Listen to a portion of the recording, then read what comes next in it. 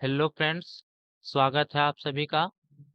तो आप सभी को पता ही होगा कि तिलका मांझी भागलपुर यूनिवर्सिटी अपने सेशन को समय पर लाने का प्रयास कर रहा है। इस कारण हम लोगों को थोड़ा सा ज़्यादा मेहनत करने की आवश्यकता हो गई है। तो आज हम लोग कुछ ऑब्जेक्टिव क्वेश्चन को करेंगे, जो कि तिलका मांझी भागलपुर यूनिवर्सिटी के अलका गेस्ट पेपर से लिया गया है। ये सारे क्वेश्चन जितना मैं कराऊंगा, ये सारा अलका गेस्ट पेपर से ही लिया गया है। तो इसमें हम लोग टोटल क्वेश्चन करेंगे, 122 क्वेश्चन है टोटल। 122 क्वेश्चन को हम लोग टोटल करेंगे। तो चलिए आज का वीडियो हम स्टार्ट करते हैं। तो सबसे पहला हमारा क्वेश्चन है, आपकी पाठ्य पुस्तक गद्य पद संग्रह के संपादक का नाम लिखिए। तो इसका आंसर हो जाएगा प्रोफेसर सुखदेव चौधरी। याद रखिएगा, ये सब नाम पूछ सकता है एग्जाम में। प्रोफेसर सुखदेव चौधरी। तो दूसरा क्वेश्चन कहता है, कबीर का जन्म कब हुआ था? तो कबीर का जन्म कब हुआ था? संवत 1456 ईस्वी में। ये सब याद रखिएगा दोस्तों, ये सवाल का गेस्ट पेपर से क्वेश्चन है, वीवीआई हो सकता है। तीसरा क्वेश्चन कहता है, कबीर की मृत्यु कब हुई थी? तो कबीर की मृत्यु हुई थी 1575 ईस्वी में। अगला चौथा क्वेश्चन पढ़ते हैं, कबीर के गुरु कौन थे? तो कबीर के गुरु रामानंद थे। अगला क्वेश्चन, कबीरदास किस काल के कवि हैं? तो कबीरदास भक्ति काल के कवि हैं। किस काल के कवि हैं? भक्ति काल के कवि हैं। छठा क्वेश्चन है, कबीर के ब्रह्म निर्गुण है या सगुण? तो कबीर के ब्रह्म जो है निर्गुण है, ये निर्गुण है। कबीर ने किस भाषा का प्रयोग करके सधुक्कड़ी कबीर ने किस भाषा का प्रयोग किया है? तो कबीर ने सधुक्कड़ी भाषा का प्रयोग किया है। किस भाषा का प्रयोग किया है? सधुक्कड़ी भाषा। अगला क्वेश्चन है आठवां, कबीर किस ब्रह्म के उपासक थे? तो कबीर निर्गुण ब्रह्म के उपासक थे। इसका भी आंसर निर्गुण ही हो जाएगा। नौवां क्वेश्चन देखते हैं, कबीर ने निंदकों को कहाँ रखने की सलाह दी है? कबीर ने निंदकों को कहाँ रखने की सलाह दी है? तो उसे सलाह दी है नजदीक में रखने की। अगला क्वेश्चन है 10वां नंबर, कबीर दास की एक रचना का नाम लिखिए। इसमें आप कोई भी दे सकते हैं रचना का, जो कबीर दास की रचना का जिस नाम होना चाहिए। तो इसमें से एक नाम में यहाँ दिया गया है, कबीर दास की एक रचना का नाम लिखिए। तो एक हम लिख देंगे, सिर्फ साखी, सिर्फ एक ही लिखना है, ठीक है। 11वां नंबर क्वेश्चन है, कबीर दास की भाषा को क्या कहते हैं? कबीर दास की भाषा को क्या कहते हैं? सधुक्कड़ी भाषा। और ये सधुक्कड़ी भाषा क्या था इधर? कबीर ने किस भाषा का प्रयोग किया है? तो सधुक्कड़ी भाषा। और कबीर दास की भाषा को क्या कहते हैं? तो इस को कहते हैं सधुक्कड़ी भाषा। दोनों का आंसर सेम है, ध्यान रखिएगा दोस्तों। अगला क्वेश्चन 12वां नंबर है, कबीर का लालन पालन किसने किया था? तो कबीर का लालन पालन जो किया था, नीरू और नीमा ने। नीरू और नीमा ने। अगला 13वां नंबर क्वेश्चन है, कबीर ने दोहों को क्या कहते हैं? कबीर के दोहों को क्या कहते हैं? तो कबीर के दोहों को बीजक कहते हैं। क्या कहते हैं? बीजक। अगला नंबर देखते हैं, कबीर कर का मन का छोड़ किस मनके को फेरने की बात करते हैं? तो इसका आंसर हो जाएगा मन को उनके शुद्धिकरण का। मन को उनके शुद्धिकरण का। अगला क्वेश्चन देखते हैं 15वां नंबर, कबीर के काव्य की भाषा क्या है? तो कबीर के काव्य की भाषा क्या है? सधुक्कड़ी। ये 3 क्वेश्चन ऐसे रहा जिसमें एक ही आंसर है, तो याद रखिएगा इस तीनों को।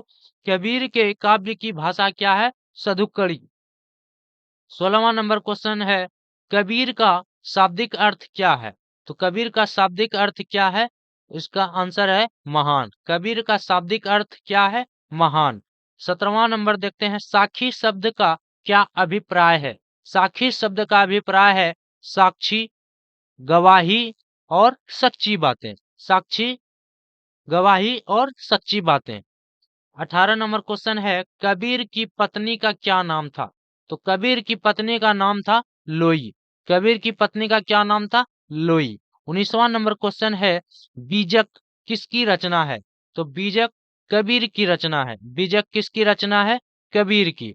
20वां नंबर क्वेश्चन है, साखी शब्द का क्या अर्थ है? साखी शब्द का अर्थ है गवाह। साखी शब्द का क्या अर्थ है? गवाह। अगला क्वेश्चन है 21वां नंबर, बिहारी लाल किस काल के कवि थे? तो बिहारी लाल किस काल के कवि थे? बिहारी लाल रीति काल के कवि थे। ये सब याद रखिएगा दोस्तों, ये सब आपके एग्जाम के लिए बहुत ही इंपॉर्टेंट होने वाला है, खास करके 20 से 23 सेशन पार्ट 2 के लिए। ठीक है, अगला क्वेश्चन है 22 नंबर क्वेश्चन, बिहारी लाल के पिता का नाम क्या था? बिहारी लाल के पिता का नाम क्या था? केशव दास।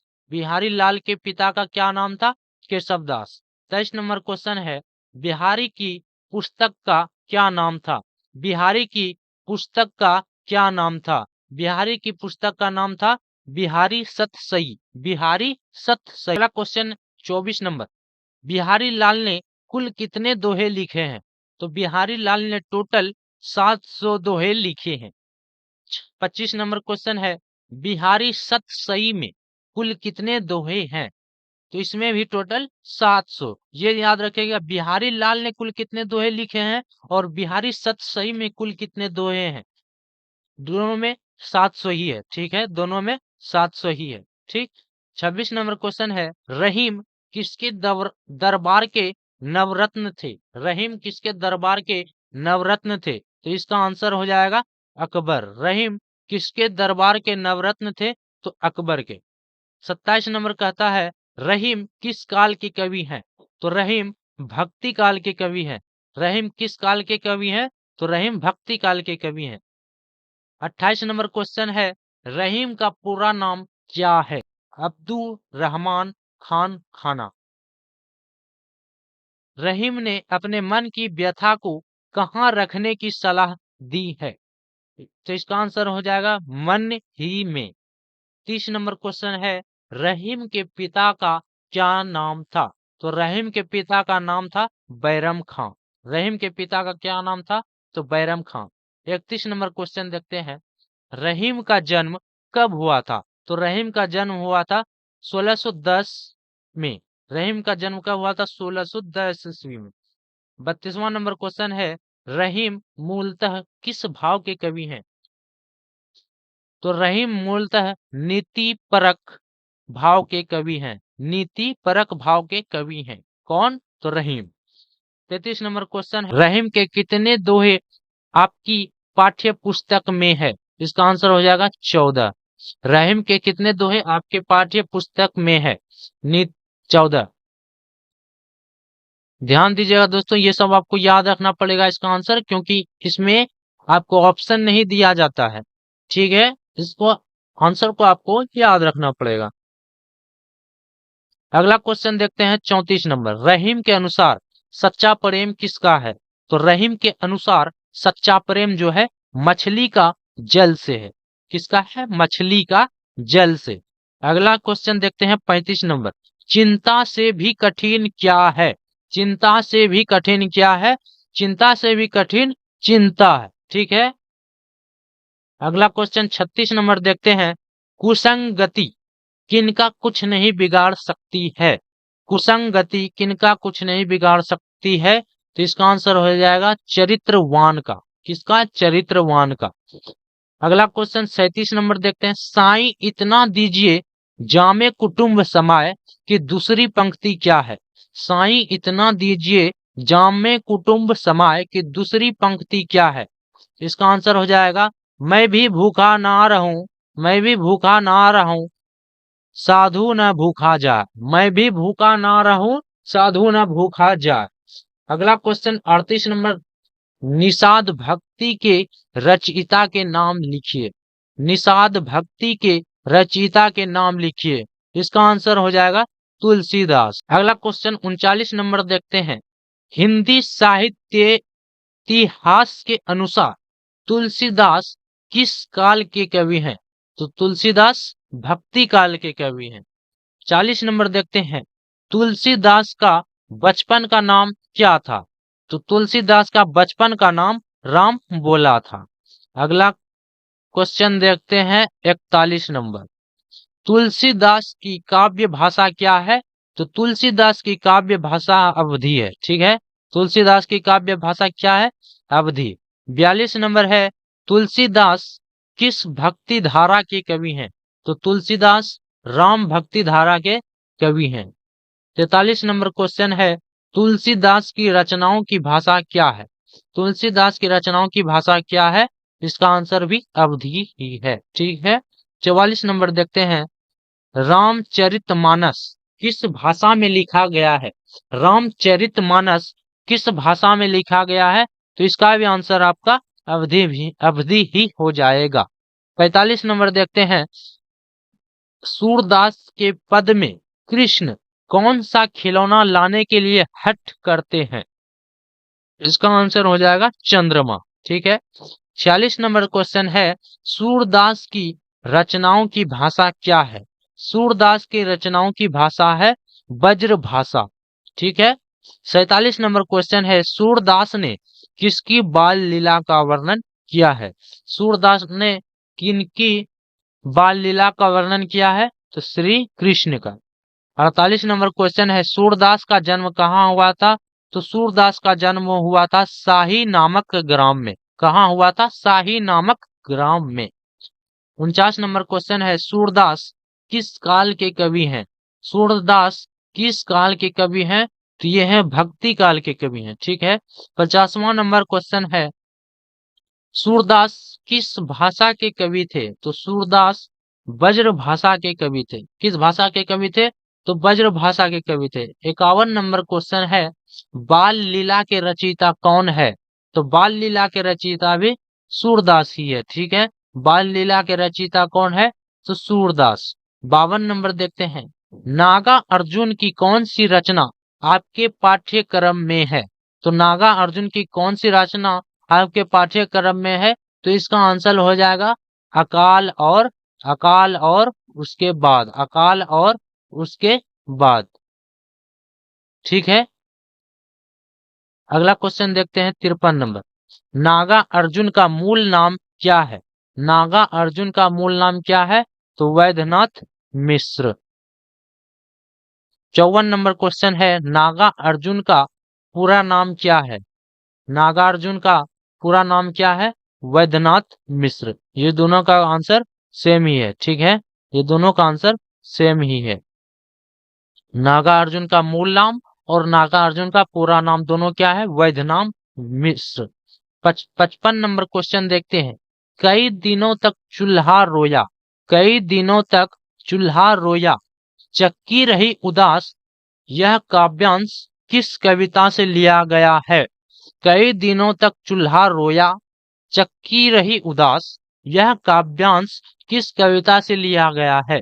तो यह लिया गया है अकाल और उसके बाद। अकाल और उसके बाद। 56 नंबर क्वेश्चन है, अकाल और उसके बाद कविता के रचयिता कौन है? अकाल और उसके बाद कविता के रचयिता कौन है? तो इसका आंसर हो जाएगा नागा अर्जुन। नागा अर्जुन। अगला क्वेश्चन है 57 नंबर, कहता है अकाल और उसके बाद के कवि कौन है? अकाल और उसके बाद के कवि कौन है? तो इसका आंसर हो जाएगा नागा अर्जुन। अगला क्वेश्चन देखते हैं 58 नंबर, गोदान उपन्यास के लेखक का नाम लिखे।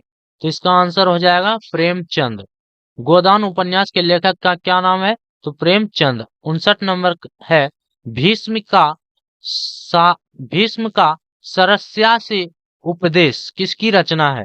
भीष्म का सरस्यासी उपदेश किसकी रचना है? तो यह रचना है रामधारी सिंह दिनकर का।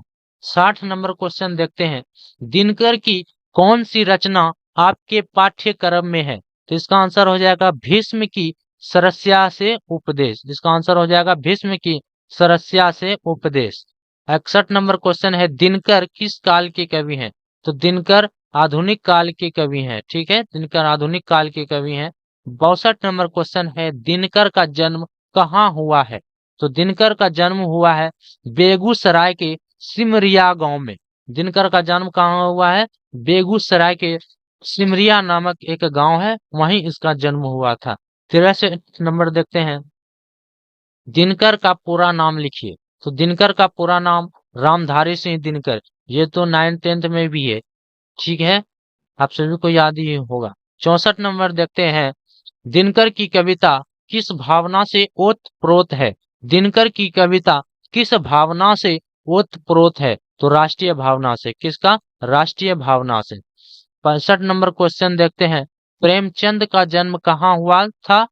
तो प्रेमचंद्र का जन्म बनारस के लम्ही नामक गांव में हुआ था। 66 नंबर क्वेश्चन देखते हैं, प्रेमचंद की कौन सी कहानी आपकी पाठ्य पुस्तक में है? तो इसका आंसर हो जाएगा ईदगाह। ईदगाह। 67 नंबर क्वेश्चन है, प्रेमचंद की पहली मौलिक कहानी कौन थी? प्रेमचंद की पहली मौलिक कहानी कौन थी? तो इसका आंसर हो जाएगा संसार का अनमोल रत्न। संसार का अनमोल रत्न। 68 नंबर है, प्रेमचंद का वास्तविक नाम क्या था? तो प्रेमचंद का वास्तविक नाम मुंशी धनपत राय था। मुंशी धनपत राय, ठीक है। 59 नंबर है, 69 नंबर, प्रेमचंद के पिता का क्या नाम था? प्रेमचंद के पिता का नाम क्या था? तो इसका आंसर हो जाएगा अजाय श्री अजायब राय। श्री अजायब राय। 70 नंबर क्वेश्चन देखते हैं, प्रेमचंद का पूरा नाम क्या था? प्रेमचंद का पूरा नाम क्या था? मुंशी धनपत राय। मुंशी धनपत राय। ये देखिए, प्रेमचंद का वास्तविक नाम मुंशी धनपत राय और प्रेमचंद का मूल नाम मुंशी धनपत राय। दोनों का आंसर सेम ही है, ठीक है, इसे याद रखिएगा। 71 नंबर देखते हैं, ईदगाह किसकी रचना है? तो ईदगाह है मुंशी प्रेमचंद की रचना। 72 नंबर है, ईदगाह किनकी कहानी है? ये भी है मुंशी प्रेमचंद की। ये दोनों का भी सेम ही है, ठीक है, इसको अभी आप याद रख सकते हैं, ठीक है। 73 नंबर देखते हैं, ईदगाह के रचयिता कौन है? ईदगाह के रचयिता भी कौन है? मुंशी प्रेमचंद, ठीक है। ईदगाह के रचयिता कौन है? तो मुंशी प्रेमचंद। मुंशी प्रेमचंद। 74 नंबर देखते हैं, ईदगाह कहानी के नायक का नाम लिखें। ईदगाह कहानी के नायक का नाम लिखें। तो इसका आंसर हो जाएगा हामिद। आंसर हो जाएगा हामिद। 75 नंबर क्वेश्चन, हामिद ने अपनी दादी के लिए मेले से क्या खरीदा था? तो हामिद ने अपनी दादी के लिए मेले में लोहे का चिमटा खरीदा, ठीक है। 76 नंबर क्वेश्चन है, हामिद किस कहानी का पात्र है? तो हामिद ईदगाह की कहानी का पात्र है, ठीक है। 77 नंबर देखते हैं, अमीना किस कहानी की पात्र है? अमीना किस कहानी की पात्र है? तो ये इसका भी आंसर हो जाएगा ईदगाह। 78 नंबर क्वेश्चन है, हामिद के पिता का क्या नाम था? तो हामिद के पिता का क्या नाम था? आबिद। क्या नाम था? आबिद। क्या नाम था? आबिद, ठीक है। 79 नंबर देखते हैं, विनोबा भावे का बचपन का नाम क्या था? विनोबा भावे का बचपन का नाम क्या था? विनायक नरहरि भावे। विनायक नरहरि भावे, ठीक है। 80 नंबर क्वेश्चन देखते हैं, विनोबा भावे को विनेबा नाम किसने दिया? विनेबा भावे को विनोबा नाम किसने दिया? तो इसका आंसर हो जाएगा महात्मा गांधी ने। 81 नंबर है, विनोबा भावे की कौन सी रचना आपकी पाठ्य पुस्तक में संकलित है? तो इसका आंसर हो जाएगा जीवन की 3 प्रधान बातें। जीवन की 3 प्रधान बातें, ठीक है। 82 नंबर क्वेश्चन है, जीवन की 3 प्रधान बातें। जीवन की 3 प्रधान बातें किस प्रकार की रचना है? यह है विचारात्मक। जीवन की 3 प्रधान बातें किस प्रकार की रचना है? विचारात्मक। 83 नंबर क्वेश्चन है, जीवन की प्रति प्रधान बातें। जीवन की प्रति प्रधान बातें किसकी रचना है? ये विनोबा भावे की रचना है। जीवन की 3 प्रधान बातें किसकी रचना है? यह है विनोबा भावे की। 84 नंबर क्वेश्चन है, चढ़ती उम्र समीक्षात्मक निबंध है या ललित निबंध?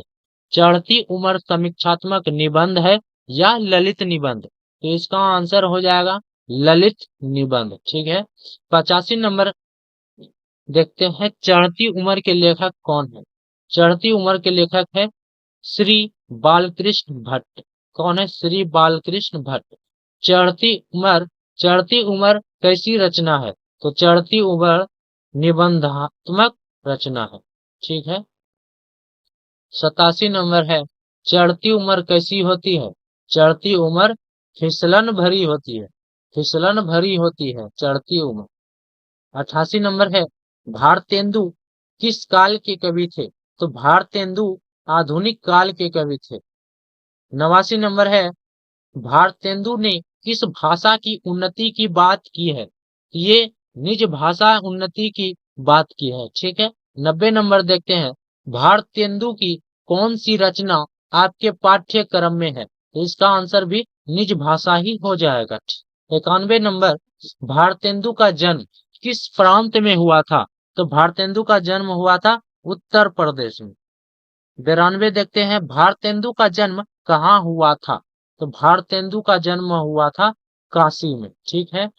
अगला क्वेश्चन है 93 नंबर, हजारी प्रसाद द्विवेदी के निबंध का नाम लिखिए। हजारी प्रसाद द्विवेदी के निबंध का नाम लिखिए। वसंत आ गया है, इसका आंसर है वसंत आ गया। 94 नंबर है, हिंदी साहित्य के इतिहास को कितने कालों में बांटा गया है? हिंदी साहित्य के इतिहास को कितने कालों में बांटा गया है? तो इसका आंसर हो जाएगा 4 कालों में। 95 नंबर, वसंत आ गया है कि रचिता का नाम लिखें। तो इसका आंसर हो जाएगा डॉक्टर हजारी प्रसाद द्विवेदी। ठीक है। 96 नंबर क्वेश्चन देखते हैं, बसंत आया नहीं ले आया जाता है। बसंत आता नहीं ले आया जाता है, किनका कथन है? तो ये भी है डॉक्टर हजारी प्रसाद द्विवेदी का। 97 नंबर क्वेश्चन देखते हैं, आचार्य हजारी प्रसाद द्विवेदी की कौन सी रचना आपके पाठ्य पुस्तक में संकलित है? आचार्य हजारी प्रसाद द्विवेदी की कौन सी रचना आपके पाठ्य पुस्तक में संकलित है? तो इसका भी आंसर हो जाएगा वसंत आ गया है। 98 नंबर क्वेश्चन देखते हैं, बनारसी एक्का में किस शहर का वर्णन है? बनारसी एक्का में किस शहर का वर्णन है? तो इसमें बनारस का वर्णन है। ठीक है। नाम से ही पता चल रहा है बनारसी एक्का में बनारस। ठीक है। 99 का देखते हैं, बनारसी एक्का को किसने अपने हाथों से गढ़ा है? बनारसी एक्का को किसने अपने हाथों से गढ़ा है? तो परमात्मा ने।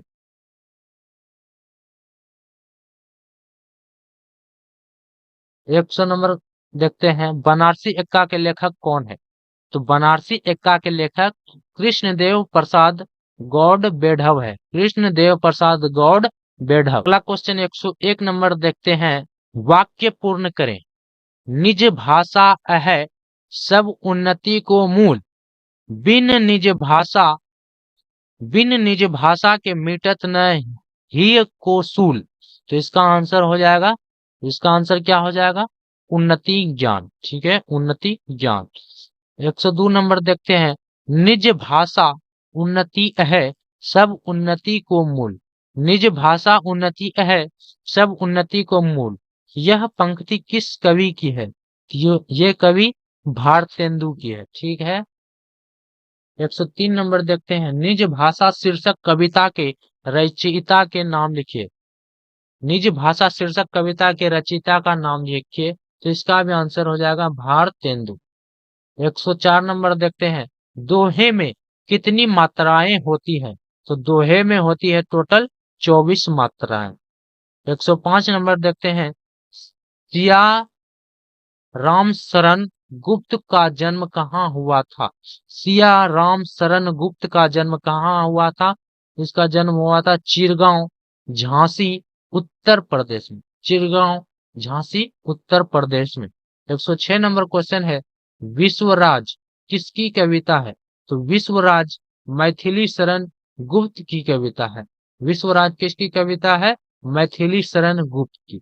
107 नंबर देखते हैं, भारत दुर्दशा नाटक है या उपन्यास? भारत दुर्दशा, भारत दुर्दशा नाटक है या उपन्यास? तो इसका आंसर हो जाएगा नाटक।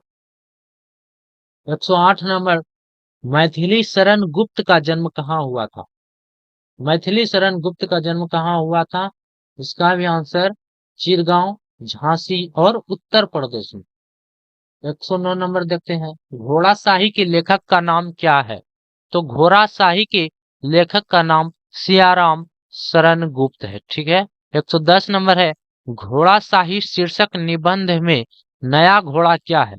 घोड़ा शाही शीर्षक निबंध में नया घोड़ा क्या है? तो इसका आंसर हो जाएगा मशीन, जिसे हम इंजन भी कहते हैं।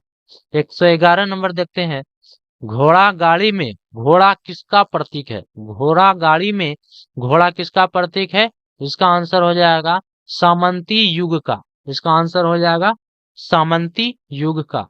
112 नंबर क्वेश्चन है, घोड़ा शाही किस प्रकार का निबंध है? घोड़ा शाही किस प्रकार का निबंध है? तो इसका आंसर हो जाएगा वैवक्तिक। इसका आंसर हो जाएगा वैवक्तिक।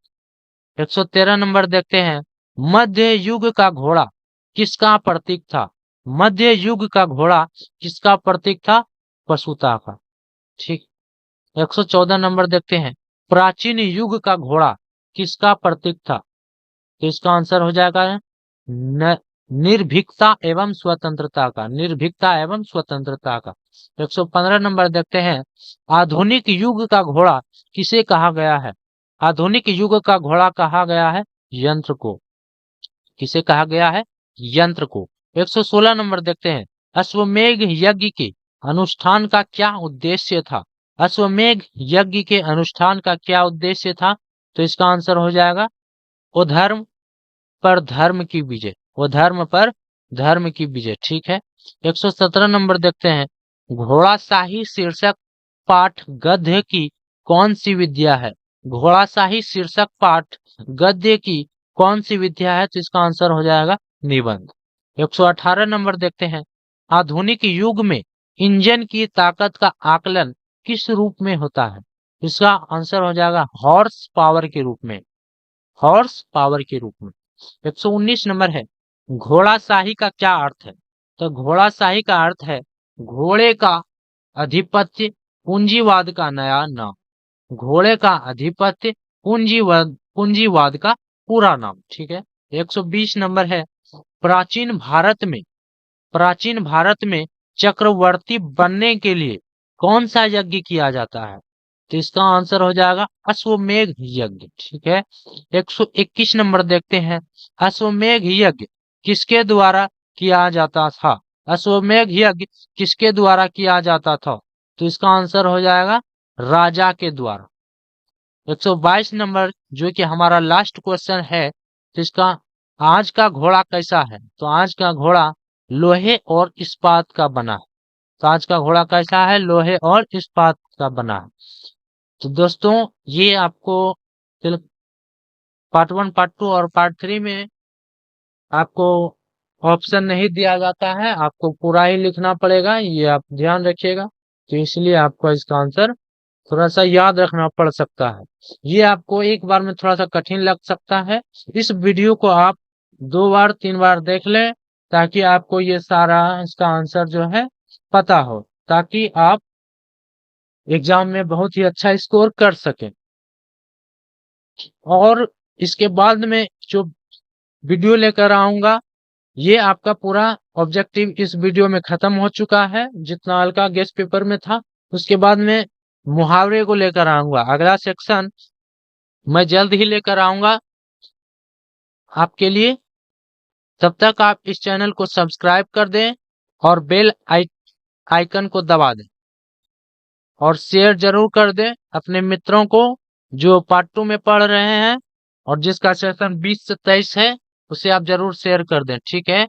तो आज का हमारा लेक्चर समाप्त होता है, और अगला वीडियो का वेट कीजिएगा। बहुत ही जल्द मैं वो भी वीडियो, और इसमें वॉइस की क्वालिटी कैसी आ रही थी इस वीडियो में थोड़ा सा बताएंगे।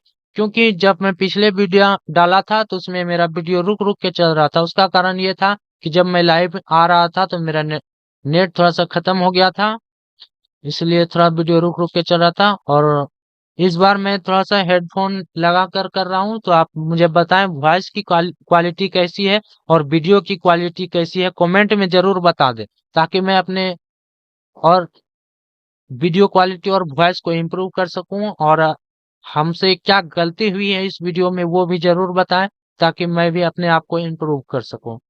थैंक यू, धन्यवाद।